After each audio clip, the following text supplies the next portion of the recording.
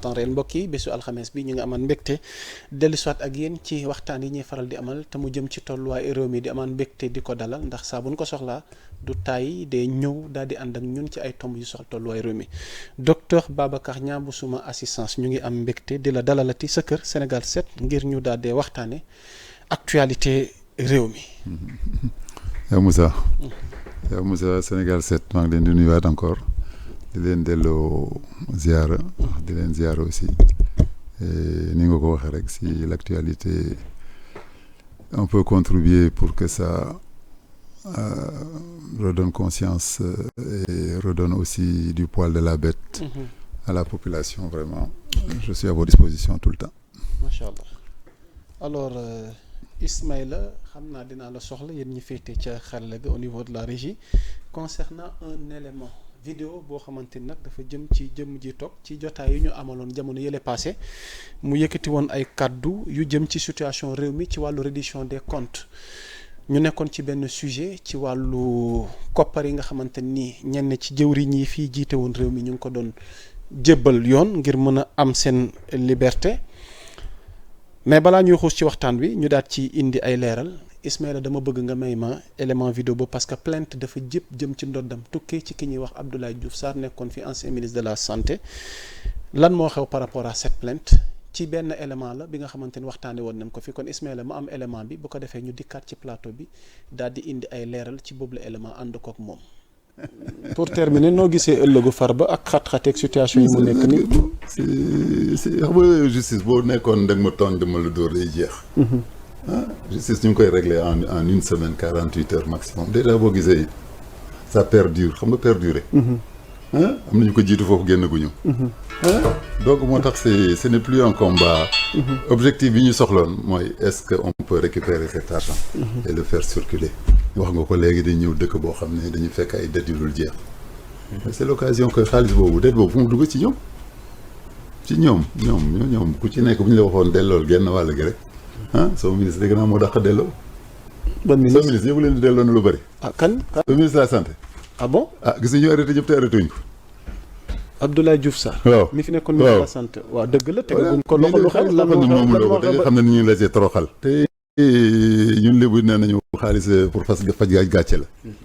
kon Diouf Sarr moom loo ko demal delloo ko ñu bàyyi la. ñëpp nekk ci jàmm. Diouf Sarr dafa delloo moo tax mu am jàmm ni. te nee nañu sax bu ñu jëlee dara 7 milliards la ñu wax au minimum. si 100 milliards 1000 milliards yi. nañu dem nañu ba reconnaître que jëluñu dara peut-être à peu près 7 milliards la. 7 milliards la ñu wax de wala 6 milliards. 6 milliards. voilà 6 milliards la ñu reconnaître officiellement. 6 milliards mën naa ko yoreel nit man mën naa ko am sax ba ko yoreel nit. loolu bu ñu ko reconnaître rek ça veut dire que war nañu mën a delloo xaalis bi ñi ko ñu mu tudd xañ la ñu wax ñu ko empêché woon ñi amoon droit boobu au moins ñu mën ko delloo. c'est vrai loolu war na fi am. ok xam nga ñi taaloon que bi ñu taalee këram ngor xam nga bi ñu demee di ko masaw xam nga ñaata xaalis la leen jox. ñaata ngay dem di masaw nit nga war ko jox dara pour masaw. moom moo leen jox xaalis ay millions. Diouf Sarr. non nga Farba lañ nekkoon de Diouf Sarr c'était une entreprise parenthèse. kon ñu dellu ci Farba xaalis bi ñu yor. ok xaalis bi ñu yor tey bu leen neexoon tey d'ici 100 ans duñ leen def dara. ndax am nga ay xalaat wala recommandation ci wàllu mécanisme pour mën a def recouvrement bu gën a efficace. coow bu yàgg baaxul. il faut trancher mu jeex. def la delloo ñu jox ñu yor parce que justice lan la justice c'est pour la population c'est pas pour le président ni pour son premier ministre ni pour le PASTEF d'accord c'est pour la population au nom du peuple. on fait la reddition des comptes il y a des comptes à régler ñu jël xaalis bi tey ba amul dërëm bu leen téye fii dërëm bu nekk xaw ma ban dëkk Yougoslavie tey bu ñu defoon message ñu recevoir toutes les informations tellement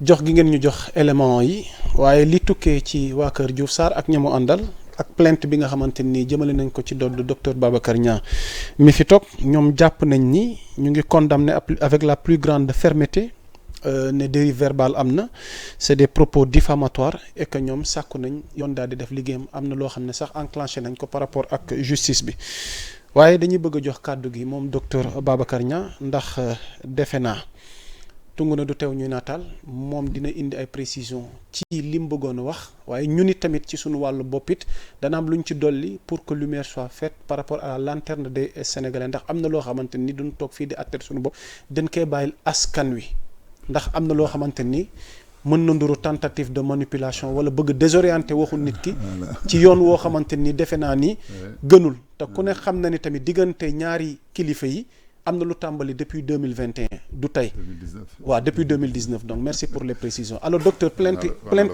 jëmaat ci sa ndodd à pareille situation donc vos commentaires. Non mais comme maa ngi saytu encore vraiment tous les auditeurs et di vraiment baalu wax comme ni ñuy waxee saa bu mënul fóot boppam.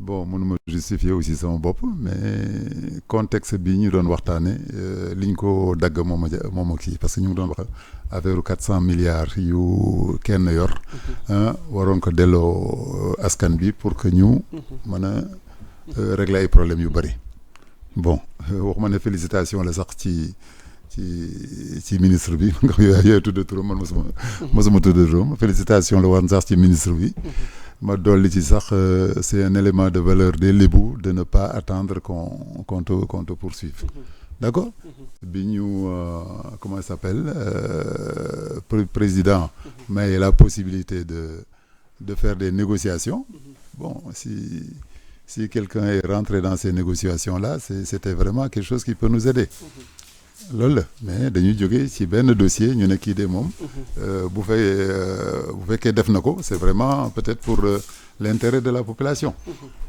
donc le président Diomaye avait prévu des négociations judiciaires ñu arrêté dans la logique ñu arrêté Mansour Faye bi nga xam ne vraiment moo gënoon a jiite l'histoire du corona bon ça nous étonnait vraiment la santé où déjà j'ai eu un peu le même problème de diffamation parce que beaucoup de choses s'étaient très mal passées diffamation boobu kenn musu ko validé ñu musu ko validé ñu ma convoqué à la direction des recherches ma wone matériel bi ñuy jaay ci dëkk bi boo xam ne ci budget ci projet bi la bokk projet wu corona bi la bokk et les trucs mais en fin de compte le procureur n'a pas validé je suis reparti tranquillement chez moi bon si maintenant la même personne essaie de recommencer encore bon ce qui s'était passé ça c'est que ils ont eu la chance parce que bu nekkul woon ministre temps yooyu man mën naa def sama retour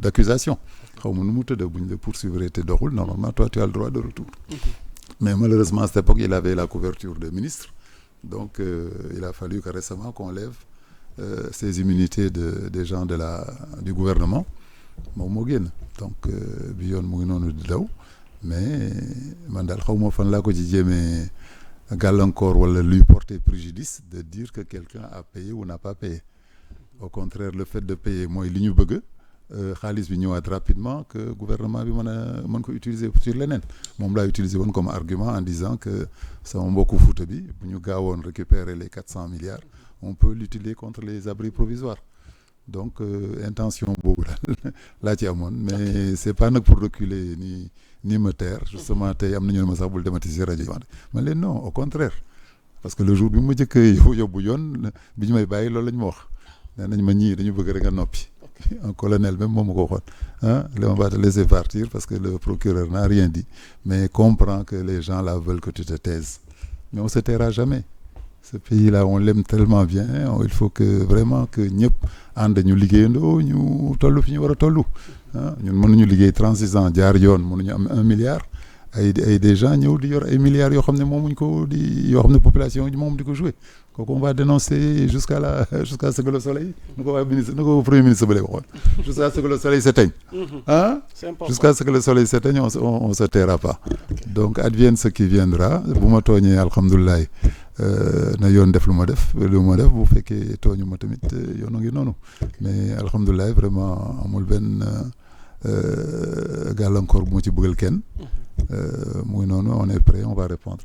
y a pas de souci defe naa Ismaïla loolu leer na te boo delloo ci élément vidéo bi sax sama jikko taskatu xibaar j'ai voulu insister ndax man maa tuddati turam waaye docteur ci biir analyse am bi vous sentez que ni donc mi ngi ci conditionnalité goo xamante ni tey le fait qu'il soit en liberté am na lu ko war a mën a expliquer au moment où d'autres dem nañ répondre loolu tamit nag dinañ ko bàyyi yoon ak autorité tamit peut-être ñu xaw ñu ci édifier waaye lu ci munti am ndem ni mu ko waxee du ragal du dellu gannaaw te bu yoon soxlaa foo nu dem wuyu ji te du tax tamit bu fekkee danoo tooñ wala tooñ lu ci munti am ñu ngi ko bàyyi ci loxol yoon waaye docteur kon dañuy tëj chapitre boobu noonu rek lu ci munti am nañ ko bàyyi ak justice waaye tamit c'est important aussi des fois nit ñi féete ci biti ñu ñuy dimbali ñun suñu wàllu liggéey booy dugg ci sujet wala di wax ci sujet tàmbalil fu mu tàmbalee ba fi mu yem nga bañ a dagg partie bi la arrangé orienté ko ci ni nga ko déggee pour mën a incriminer nit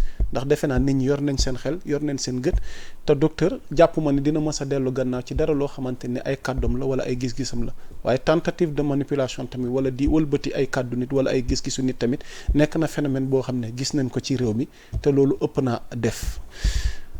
dans le même ordre d'idée docteur par rapport à la reddition des comptes am na actualité boo xam ne moom la ñuy ubbee waxtaan wi ndax tey ki fi nekkoon ancien président di Macky Sall débat am na ci wàllu économie concernant la dette cachée waaye moom it fi mu ne nii lànk na ci autorités yi fi nekk ni ñu bëgg expliquer ni moom dafa nëbb dette mu commettre avocat ak ñi nga xamante ñoom ñoo ci ànd tey tenir nañ conférence de presse ki may bëgg wax nag di Olivier Sur moom mi nga xamante ne moom mooy coordonné pool avocat ancien chef de l'État boobu di Macky Sall moom nee na en réalité il n'y a pas de problème de dette cachée au Sénégal mais le problème c'est plutôt les rapports cachés mu daal ci indi leeral yu yaatu par rapport ak rapport yi nga xamante ni moom lañ jàpp ni dañ leen a nëbb mais yow ci sa wàll ci njàngat gi nga am ci économie réew mi ak coowal dette cachée bi tey ak tey riposte bi nga xamante ni Macky def na ko tey ban taxaw seetlu lañ ci war a mën a def docteur. bon riposte bi rek déjà mooy dëggal lu bari. mooy dëggal lu bari parce que am na ku ma waxoon ne mais affaire bi ngeen defee ne nar na dem warul dem.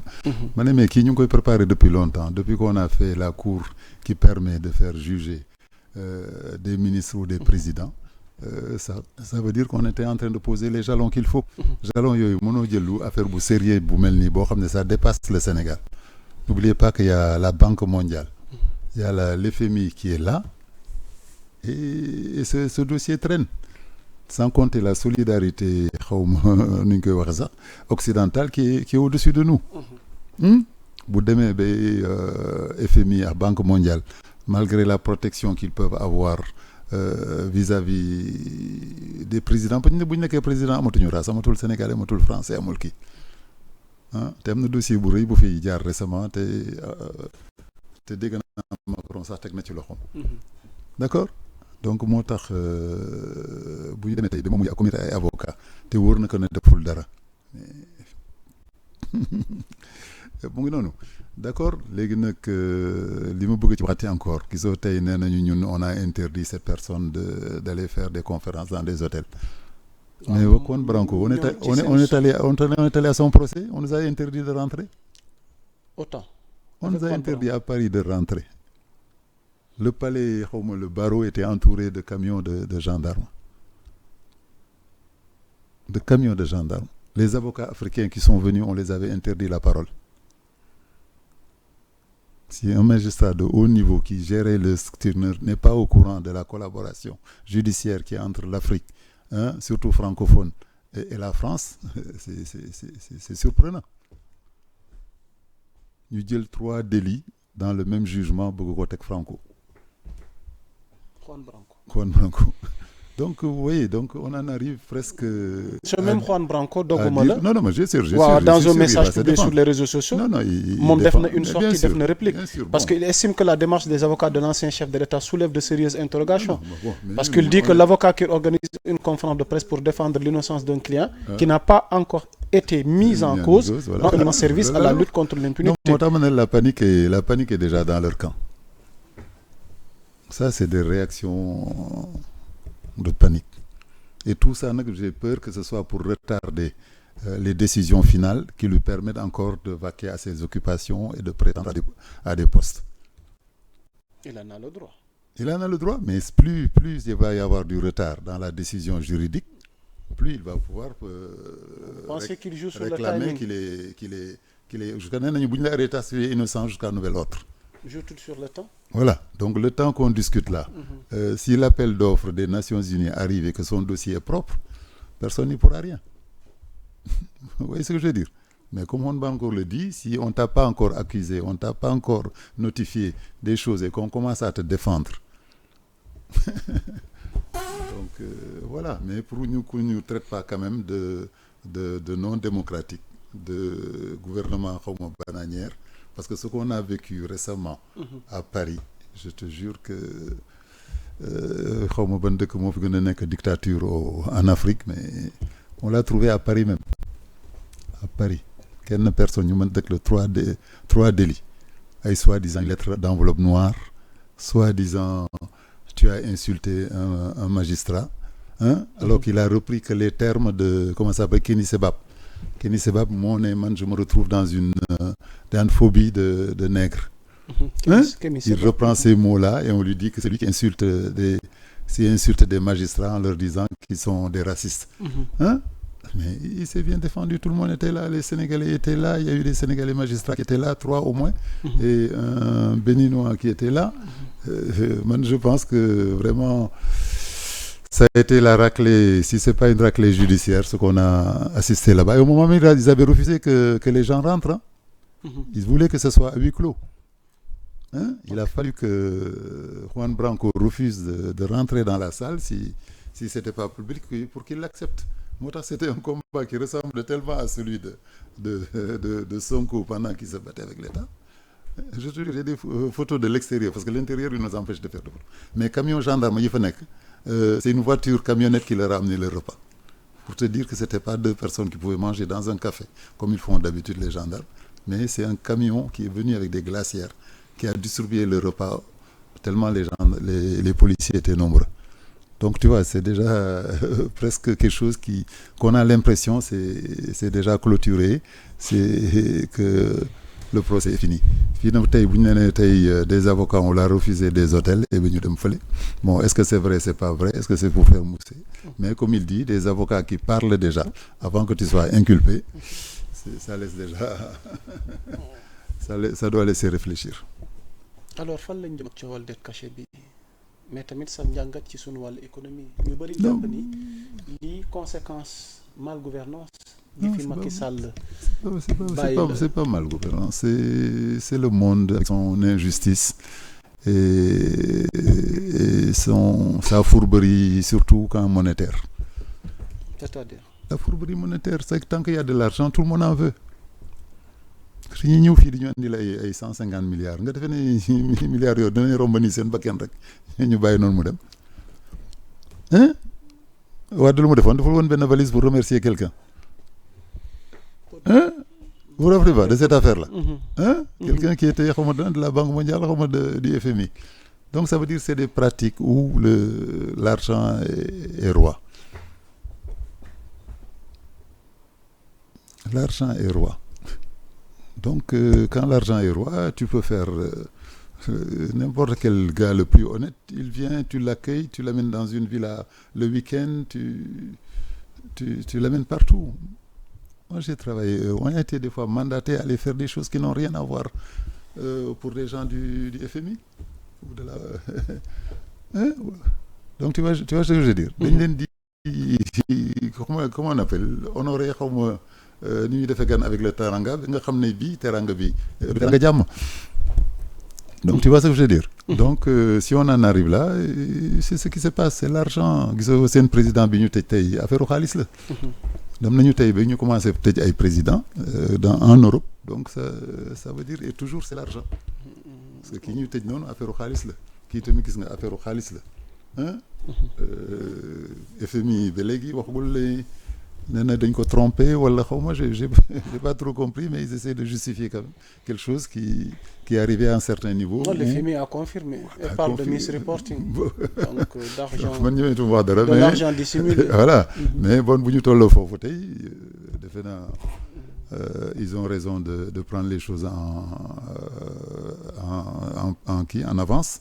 Mais surtout man li ma ragal mooy plus la justice va être lente, moins les sanctions vont sortir, plus il sera libre d'aller se présenter partout. ok mais par rapport à ces sanctions là ñu ngi yëkkati maanaam mise en accusation bi Assemblée nationale Sénégal. nee nañ ci session bii même ça va prendre du temps. daañu yëkkati mise en accusation parce que bëgg nañ accusation ne ça veut pas dire que tu es coupable.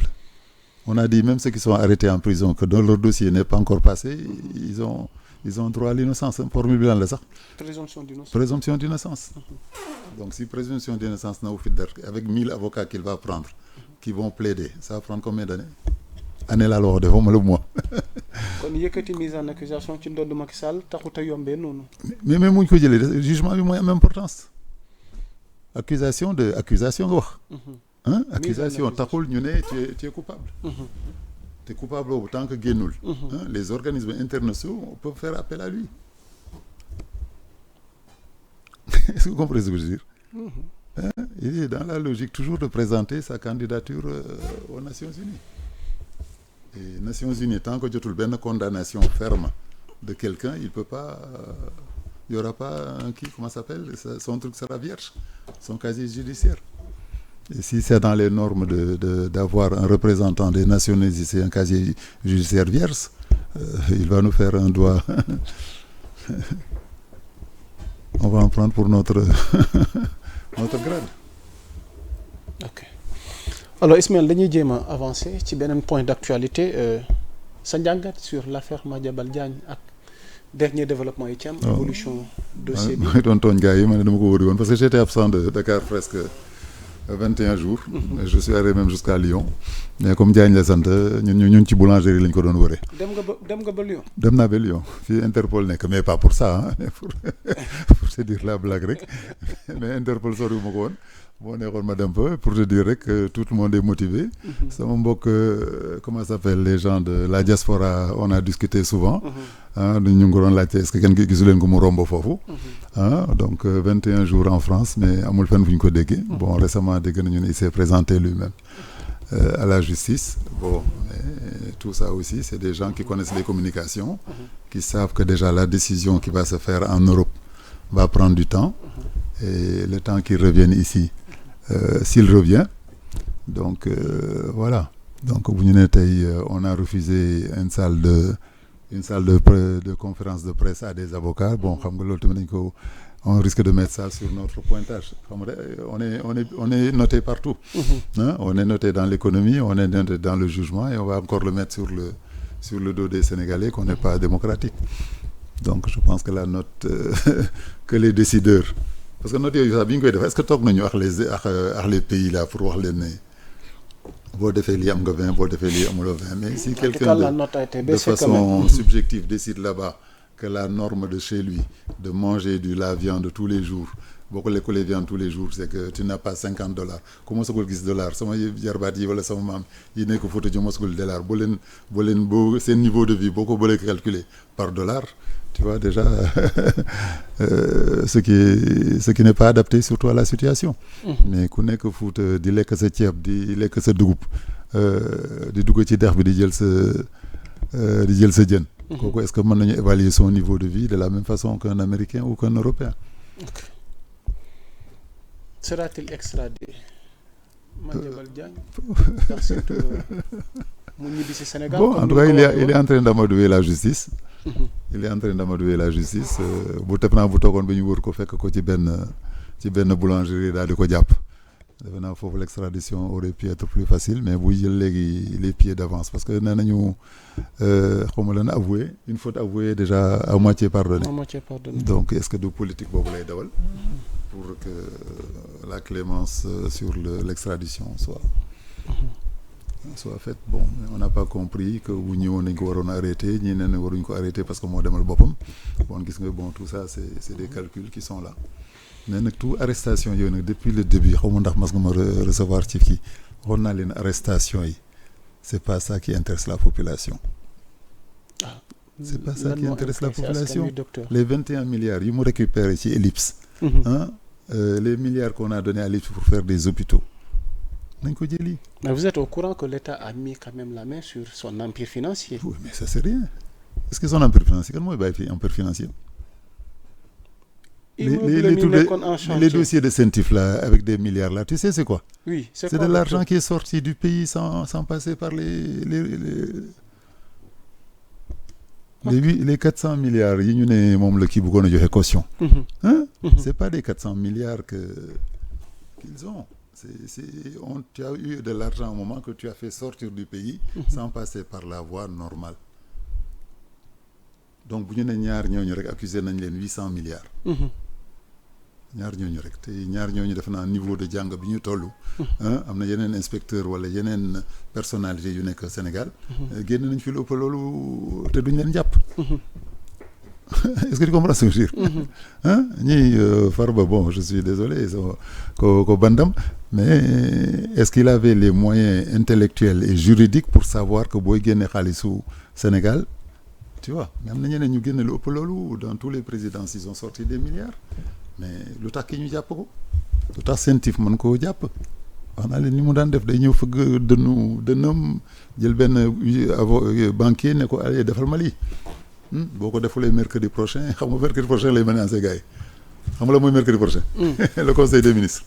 da nga daan defal lii wala mercredi prochain ma décidé def na ko benn préfet mercredi prochain boo ma sonnalee mercredi prochain nekk na fi. Okay. Donc celui qui avait un pouvoir comme ça au niveau de l'État, mais au niveau financier, au niveau inspection te léegi nag le débat est bien allé plus loin. ñan ñoo ko doon jox xaalisu état bi. ñooñu kenn tuddagu leen. Ok.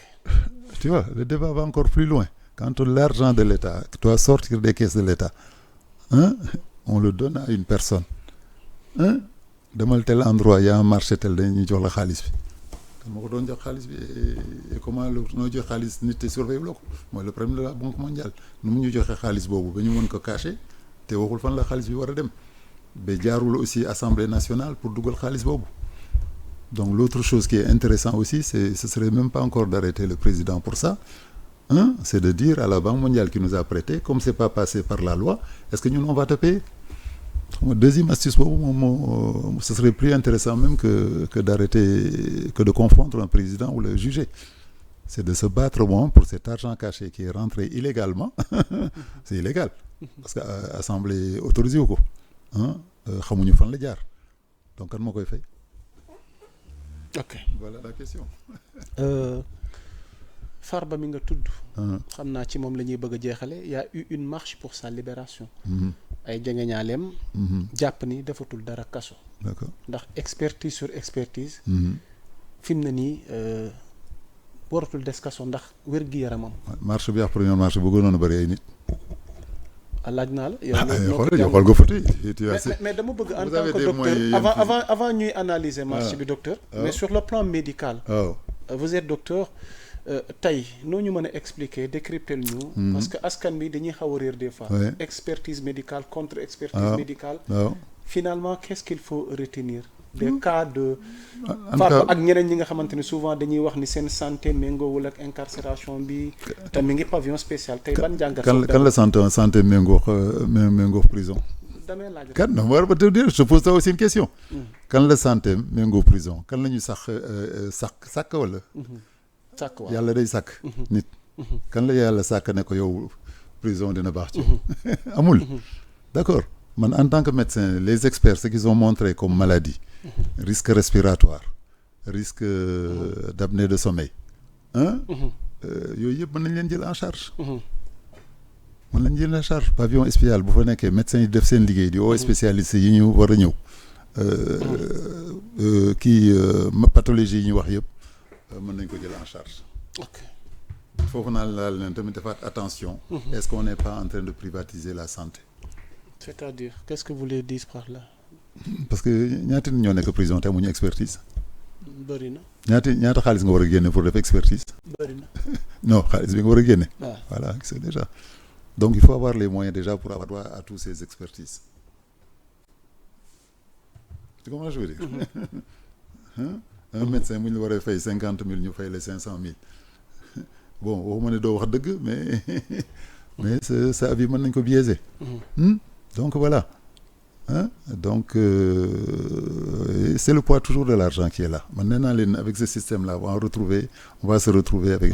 Comment c'est-il aussi ces dossiers-là sont en train de passer en moins d'1 an, alors qu'on n'est que prison depuis 5 ans, yoo xam ne seen dossier ça devrait réer. D'accord. Bi aussi xaw ma lan le droit des hommes xaw ma. waaw. le droit des hommes le droit nu mu tudd. droits humains. les droits humains jóg tamit di def ay lettres pour dimbali ko mu génn.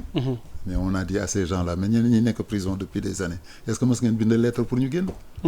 On vous a notifié pas mal de fois des gens qui sont en prison dont leur instruction n'a même pas avancé, le dossier n'est même pas donné à un juge. Donc ñooñu tamit lu tax du ngeen jóg ngeen défendre leen comme des humains lu tax ngeen di jóg kii di ko défendre est-ce que dafa bari xaalis est-ce que dafa leen mas a jox xaalis wala da ngeen yaakaar dara ci moom voilà ñeneen ñi fa nekk depuis des années te seen dossier amul instruction amuñu juge amuñu avocat kooku tamit ça réveille un peu l'injustice dans la justice yaa ngi dégg li ma la wax injustice dans la justice parce que le niveau d'égalité de tout être humain au niveau de la justice n'est pas le même. Comprends li ma la wax voilà mais marche boobu ñu def boo ko comparé avec la première marche qui avait été mieux organisée par des gens qui étaient eux-mêmes en danger. Xam nga première marche bi c'est des gens de la politique qui sont presque dans le même cas que lui. Que la loi est en train de partir sur eux. Am na kenn sax dégg naa nekkatul Sénégal. Donc tu as vu l'engouement de cette dernière marche n'est pas la même.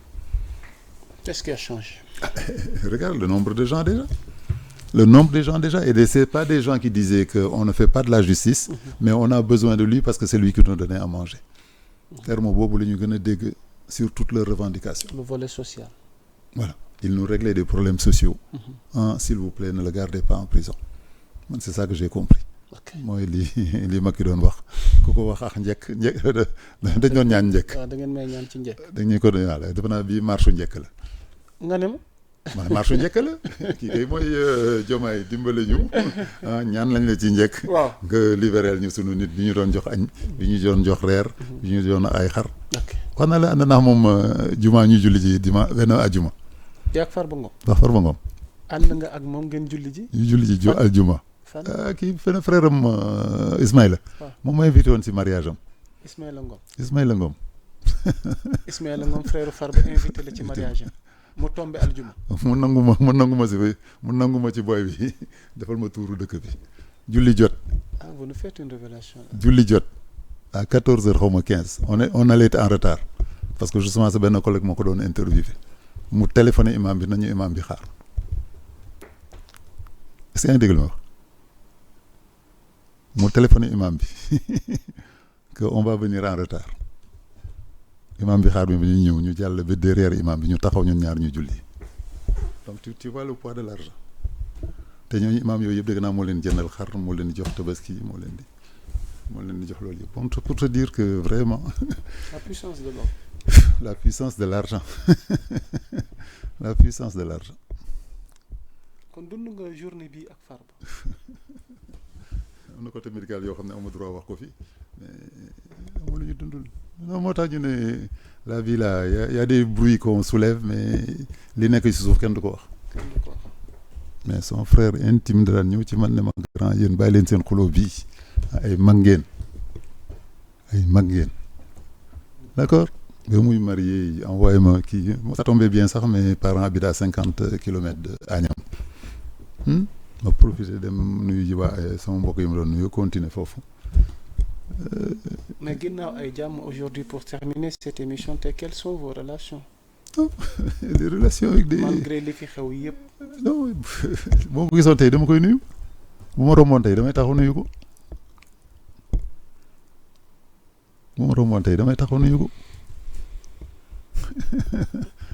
dégg nga li ma la wax.